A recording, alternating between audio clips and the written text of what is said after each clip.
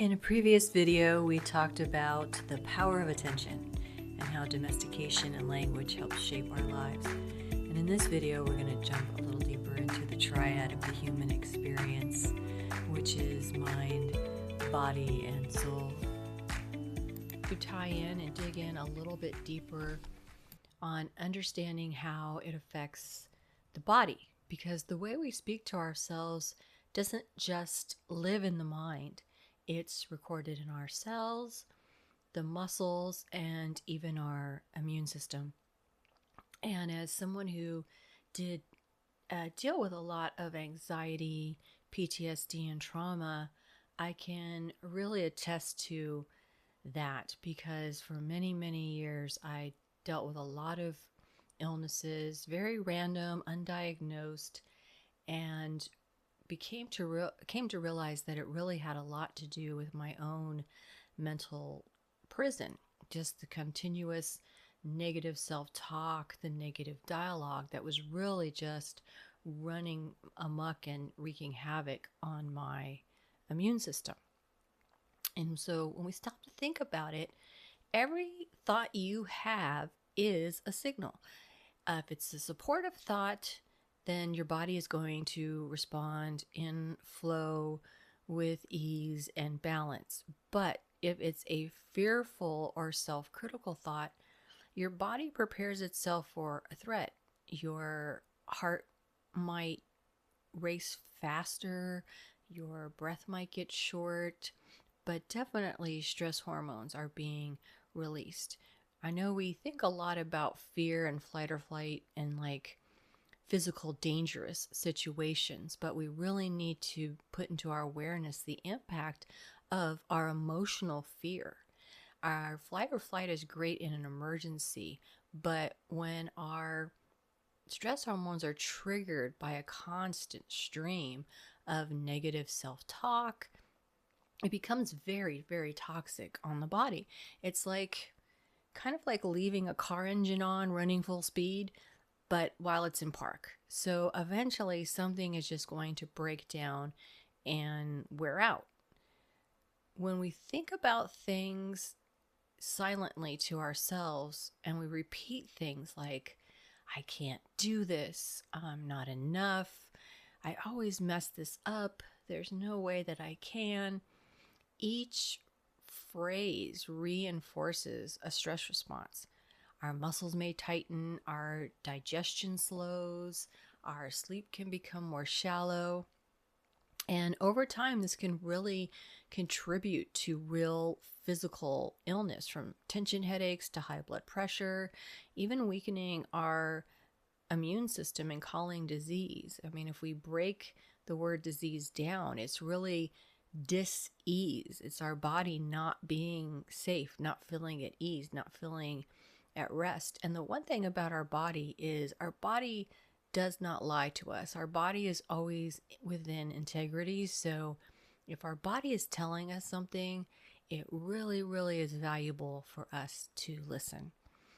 Your body is kind of always listening to what's going on in the mind. And when the message it hears over and over is unkind or unsafe, it begins to live as if danger is always present. Like there's always a problem. There's always a reason to be fearful. However, the good news about this is the way the body can be trained into stress, it can also be trained to feel safe. You can rewire your brain. You can change the conversation. You can interrupt this loop and you can teach your body that it is safe to let go. Practice number 1 you may find counterintuitive, but I actually find this to be a really helpful tool. And that tool is setting up a negative thought appointment. This tool is really useful, especially if you're going through something intense at the moment. So I encourage you to give this a try. I want you to schedule an appointment, a negative thought appointment with yourself. I would schedule probably 15 or 20 minutes. If you need, do it every day or do it once a week. Once you start doing it, the spaces in between should become larger. So use this tool until you no longer need it. But in that 15 or 20 minutes, complain, judge, worry, all you want. Write it down, just get it all out. And when the time is up, I want you to close your journal or notebook. Thank your mind for sharing the thoughts. Say thank you very much and just move on. And this teaches your mind that it doesn't get to always run the show on its schedule, that you are in charge. You can make your mind your ally. And now, practice number 2.